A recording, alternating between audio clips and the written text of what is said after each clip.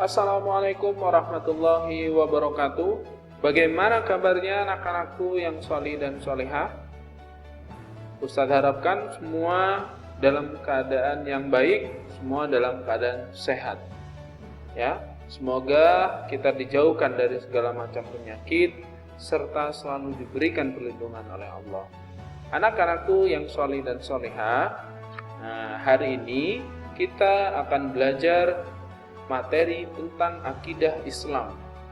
Materi yang akan kita pelajari hari ini tentang kitab Samawi dan kitab Ardi. Nah, sebelum kita mulai pelajaran, sebelum kita masuk materi, kita awali dengan bacaan basmalah bersama-sama. Bismillahirrahmanirrahim. Semoga apa yang kita pelajari bisa bermanfaat ya untuk kita semua. Amin. Anak-anakku yang soleh dan solehah, ada yang sudah pernah dengar belum ya? Apa sih kitab Samawi dan apa itu kitab Ardi? Oke, yang sudah tahu alhamdulillah. Yang belum tahu, nah kita akan belajar bersama-sama. Yang sudah tahu juga sama, pelajari lagi ya, kita belajar bersama-sama. Pertama, ya, kita harus tahu dulu apa itu kitab Samawi. Kitab Samawi itu berasal dari kata bahasa Arab yang artinya langit. Nah, sehingga yang dimaksud dengan kitab Samawi adalah kitab yang ditulis berdasarkan wahyu Allah yang diturunkan kepada Nabi dan Rasul melalui malaikat Jibril. Ya, jelas tahapan turunnya kitab Samawi dari Allah melalui malaikat Jibril kemudian disampaikan kepada Nabi dan Rasul.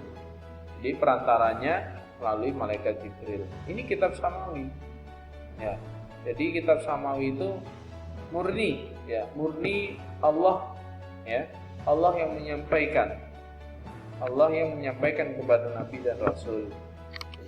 Nah, contoh kitab Samawi yang pertama ada istilahnya Suhuf Ibrahim dan Musa. Kalau anak-anakku sekalian semua kan sudah hafal nih surat Al-A'la ya. Pada ayat-ayat terakhir ya, itu berbunyi Suhuf Ibrahim wa Musa. Nah, yang dimaksud Allah itu adalah itu. Suhuf artinya lembaran-lembaran ya, yang diturunkan ya, lembaran-lembaran wahyu Allah yang diturunkan kepada Nabi Ibrahim dan Nabi Musa. Jadi itu ini diturunkan oleh Allah hanya kepada Nabi Ibrahim dan Nabi Musa. Adapun nabi yang lainnya seperti Nabi Daud, Nabi Musa, kemudian Nabi Isa dan Nabi Muhammad, mereka mendapatkan yang namanya kitab ya. Mereka yang mendapatkan yang namanya kitab, ada kitab Zabur, kemudian Taurat, Injil, dan yang terakhir adalah Al-Quran. Al-Quran Allah turunkan sebagai kitab terakhir yang diturunkan kepada Nabi Muhammad sekaligus sebagai penyempurna dari kitab-kitab sebelumnya. Jadi itu ya. Jadi Al-Quran ini adalah kitab penyempurna dari kitab-kitab sebelumnya. Maka jelas Nabi Muhammad sebagai Nabi terakhir sekaligus menyempurnakan apa yang Allah sampaikan. Begitu. Ya.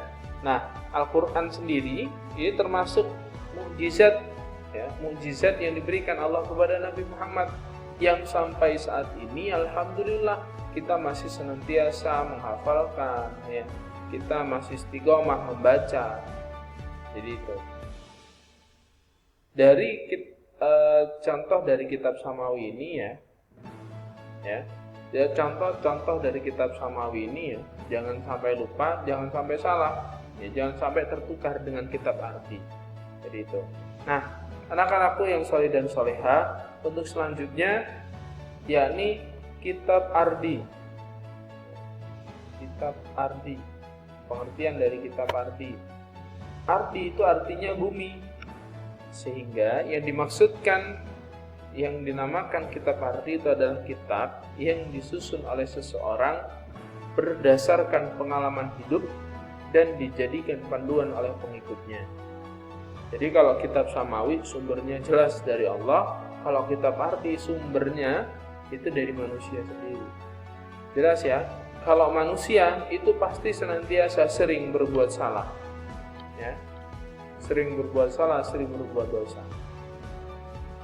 Akan tetapi kalau namanya kitab samawi yang nurunkan Allah, itu adalah isi dari apa yang disampaikan Allah, wahyu-wahyu Allah, firman-firman Allah, maka jelas Allah adalah maha segalanya. Ya. Jadi itu. Nah, maka dari itu ya jelas perbedaan antara kitab ardi dan kitab samawi, yakni terletak dari sumbernya. Sudah kelihatan sumbernya dari siapa. Kalau kitab ardi, yang kitab samawi dari siapa. Nah, itu. Nah, contoh dari kitab ardi ini ada Tripitaka, ada Weda, ada Zen Avesta, kemudian Sisu Ujing, ya, kitab dari umat Konghucu. Nah, ini salah satu contoh-contoh dari kitab ardi. Jadi itu ditulis berdasarkan orang-orang terdahulu, ya, pengalaman-pengalaman orang terdahulu yang pernah mungkin ya berbuat salah, jadi menasehati supaya orang lain jangan seperti ini. Ya, akhirnya dijadikan kitab, dijadikan sebagai panutan oleh umat-umat. Jadi itu, ya. Itu ya sudah jelas untuk kitab ardi. Nah, selanjutnya, bagaimanakah sikap seorang mukmin terhadap kitab samawi dan kitab ardi? Jadi gini, untuk sikap yang harus kita ambil, kita nggak boleh kemudian menyalahkan. Kita hanya boleh beriman kepada satu. Siapa itu? Kitabnya, kitab adalah kitab Al-Quran yang harus kita imani, segalanya, kebenarannya, semuanya. Kenapa? Karena kitab Al-Quran merupakan kitab yang murni dari Allah, ya. Bukan karangan daripada Nabi Muhammad, bukan karangan dari siapa-siapa atau para sahabat, bukan, tapi murni dari firman Allah Subhanahu wa taala. Jelas dalam Al-Baqarah, ya, dalam surat Al-Baqarah ayat-ayat awal itu menyampaikan Dzalikal kitabu la raiba fih. Tidak ada keraguan di dalamnya. Nah, ini Allah sendiri yang menjamin keaslian dan kemurnian Al-Quran. Gak ada keraguan di dalamnya, gak ada yang campur tangan manusia, murni semuanya dari Allah. Sehingga ketika awal-awal Nabi berdakwah, Nabi sempat sama orang-orang kafir Quraisy. Mereka bilang bahwa Al-Quran itu bukan dari Tuhan Nabi Muhammad, tapi itu adalah karangan Nabi Muhammad sendiri. Itu adalah karangan buatan-buatan Nabi Muhammad. Nah, sehingga Allah membantah itu semua melalui Al-Baqarah, insyaallah di ayat 2. Jadi itu. Nah, maka sikap kita kepada kitab samawi ataupun kitab ardi, kitab samawi yang lainnya selain Al-Quran dan juga kitab ardi yang tadi sudah saya sebutkan contohnya, maka kita tidak boleh beriman, akan tetapi boleh untuk menghormati.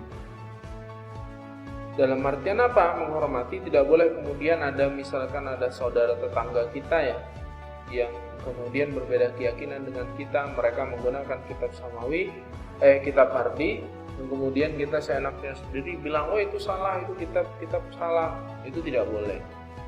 Tapi bagaimana? Silakan biarkan dia, biarkan mereka meyakini apa yang diyakini, dan kita harus tetap meyakini bahwasanya kitab yang paling sempurna yang Allah turunkan, yakni Al-Quran. Gitu. Nah, itu ya anak-anakku sekalian untuk kitab samawi dan kitab ardi. Jadi kita hanya boleh menghormati saja, tidak boleh meyakini. Ya. Nah, untuk selanjutnya, tugas yang pertama, mengapa kita harus menghormati kitab samawi dan kitab ardi? Silahkan dijelaskan pendapat kalian masing-masing. Yang kedua, apa yang dimaksud dengan suhuf? Tadi sudah saya jelaskan. 3, apa yang dinamakan dengan kitab samawi? 4, apa yang dimaksud dengan kitab ardi? Yang kelima, jelaskan perbedaan antara kitab Samawi dan kitab Ahli. Jadi ini ya, untuk tugasnya silakan kamu tulis di buku, kemudian kirim fotonya, difoto dan kirim ke WA Ustaz. Ya, Ustaz tunggu tugasnya. Untuk terakhir pengumpulan tugas hari Sabtu. Ya, hari Sabtu pengumpulan terakhir tugasnya. Jadi ini silakan dikerjakan, insya Allah semuanya paham. Maka kalau sudah paham, kalau cuma menjawab berapa soal, 5 soal ini, insya Allah mudah. Ya, jadi ini. Nah, anak-anak aku sekalian yang dirahmati oleh Allah, mungkin itu saja pertemuan kita hari ini. Semoga apa yang kita pelajari bisa bermanfaat, lebih-lebih bisa menambahkan keimanan kita terhadap agama kita. Baiklah anak-anakku sekalian, marilah kita akhiri bersama-sama dengan bacaan hamdalah bersama. Alhamdulillahi Rabbil Alamin. Doa kafaratul majlis. Subhanakallahumma wa bihamdika asyhadu an la ilaha illa anta astaghfiruka wa atubu ilaik. Ustaz akhiri, apabila ada salah kata yang kurang berkenan, Ustaz mohon maaf yang sebesar-besarnya. Wassalamualaikum warahmatullahi wabarakatuh.